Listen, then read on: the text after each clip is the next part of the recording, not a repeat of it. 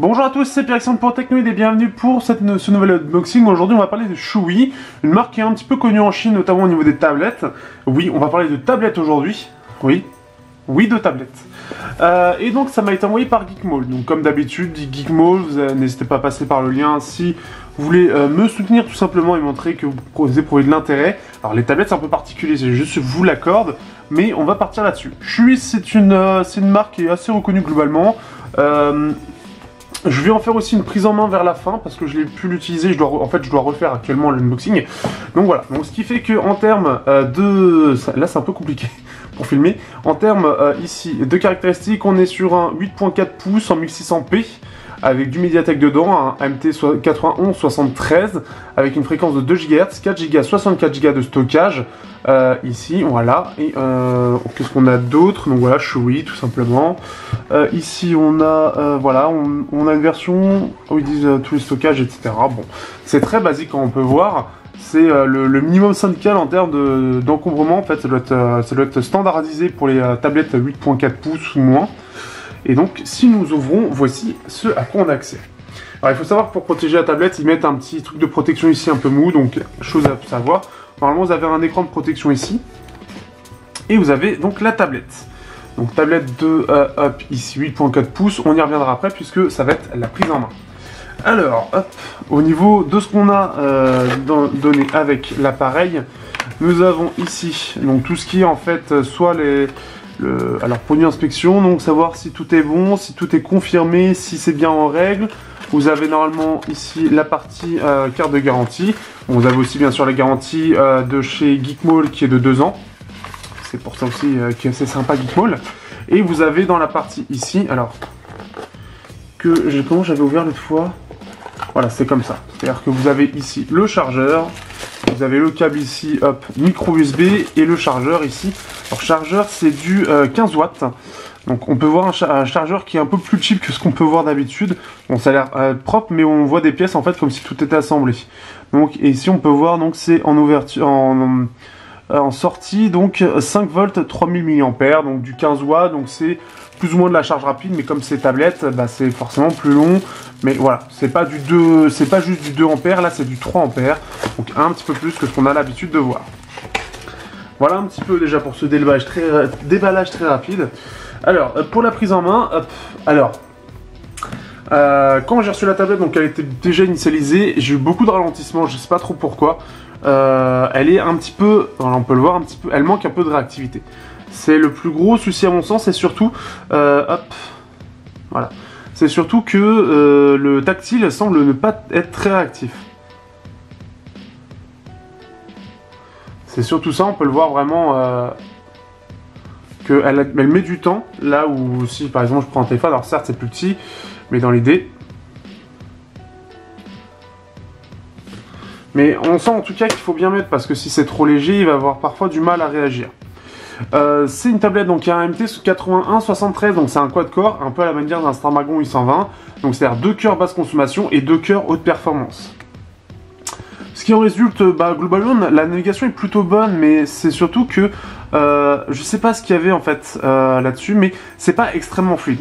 Je pense qu'il y a un problème d'optimisation parce que c'est vraiment pas très fluide, et là on peut le voir que c'est vraiment pas fluide là-dessus. Donc ce qui fait que dans une navigation normale, ça manque de fluidité. Alors tiens d'ailleurs, on va vérifier une petite chose, peut-être que c'est possible d'une autre manière. Je pense que, je sais pas si d'autres mises à jour sont prévues, mais je pense que ça manque vraiment d'optimisation. On va mettre... non, hardware check, non, c'était pas ça que je voulais faire. C'est numéro byte, voilà. Pour être en mode développeur, on va vérifier une chose, option de développement, et on va aller chercher... c'était quoi que je cherchais? Forcer le rendu GPU pour le dessin 2D. Et il y avait des activations... on va faire ça pour l'instant. Et on va voir, c'est un peu plus fluide, un petit peu. Ce qui fait que, alors ce qui est très bien pour la tablette, c'est pour tout ce qui est partie vidéo et tout ce qui est partie jeu. Là elle se débrouille bien, par contre une navigation plus classique, elle a du mal.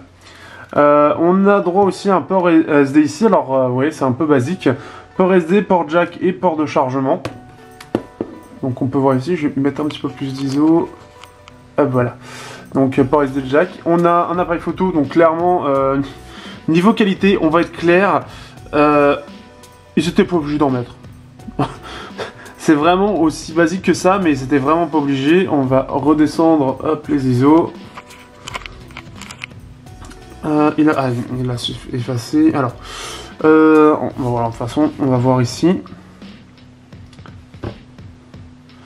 La première fois que j'avais utilisé, c'était assez dingue. La qualité est clairement pas au rendez-vous.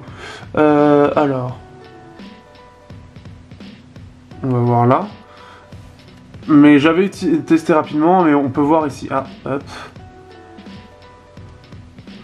Là, il n'y a aucun détail en fait. On peut même voir ici. Hop, je sais pas si ça va se voir. On va zoomer, je ne vais pas m'emmerder.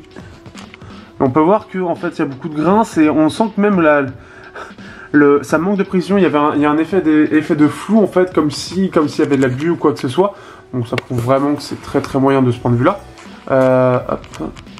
C'est très moyen de ce point de vue là, la qualité est vraiment pas du tout au rendez-vous pour la photo, c'est de l'appoint, mais vraiment de l'appoint à point quoi.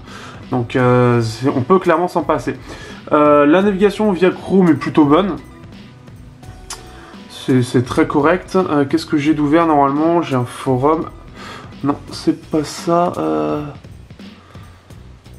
En général, les petites choses que j'avais regardées c'était ouais, sur The Photograph qui en général voilà, qui demande quelque chose. Pour de la navigation web, c'est plutôt pas mal. Ça réagit plutôt bien pour le coup. S'il veut bien, voilà. Hop. Voilà, c'est vraiment le tactile. Vous voyez, par exemple, pour sélectionner, il a mis du temps à comprendre que je lui avais demandé ça. On va aller hop, faire ça. Mais sinon, vous voyez, pour la navigation, il se débrouille bien. Il affiche correctement, il est rapide à l'afficher. Donc là-dessus, c'est bien optimisé. Donc ça, c'est plutôt cool. Pour la vidéo, pareil, la vidéo elle-même est bien gérée. On va revenir, on va mettre un truc marrant, on va mettre ça.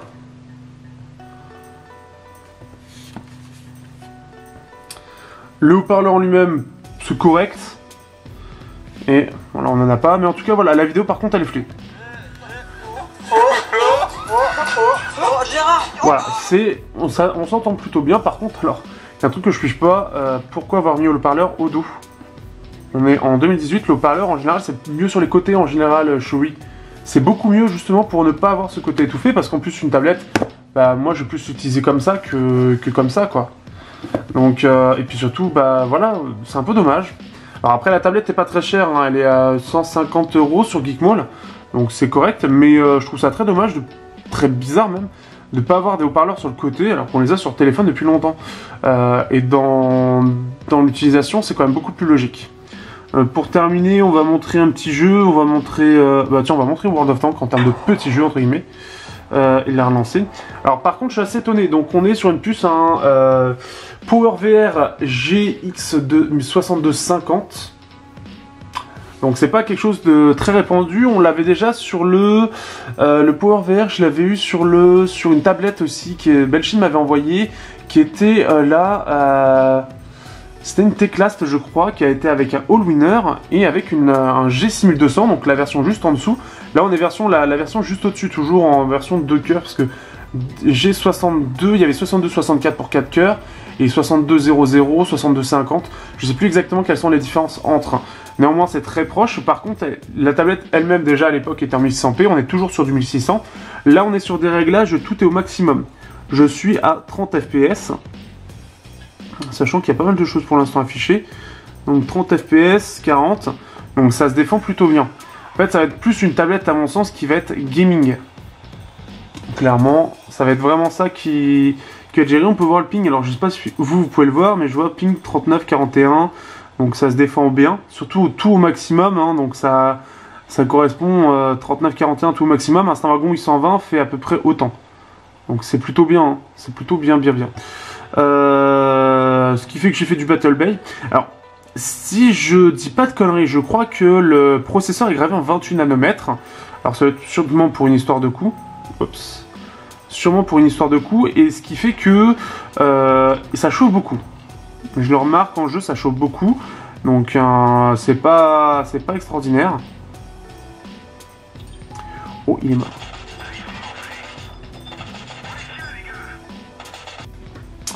Donc là, on peut voir en tout cas que c'est bien fluide, hein. Je suis à 30 fps vraiment dans le haut avec tous les effets d'activer. Donc c'est pas mal du tout, on peut voir que ça fluide, il y a une bonne fluidité, ça reste assez constant. Je me suis fait tirer dessus, par qui?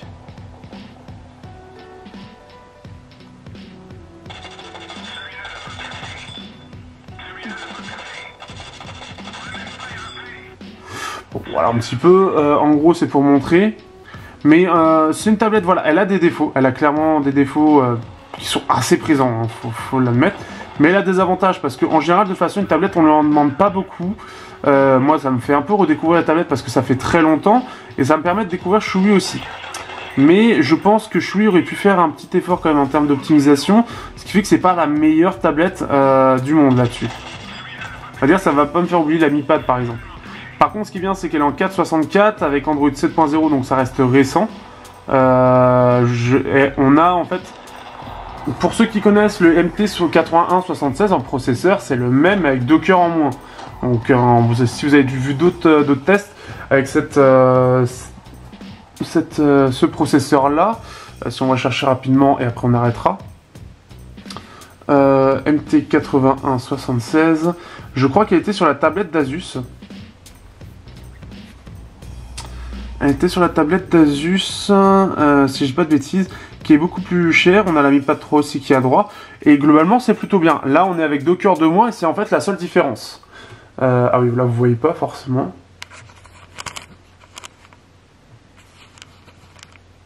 Donc, ce qui fait que c'est plutôt pas mal là-dessus. On est sur du 8.4, donc il y a un format qui est assez sympathique.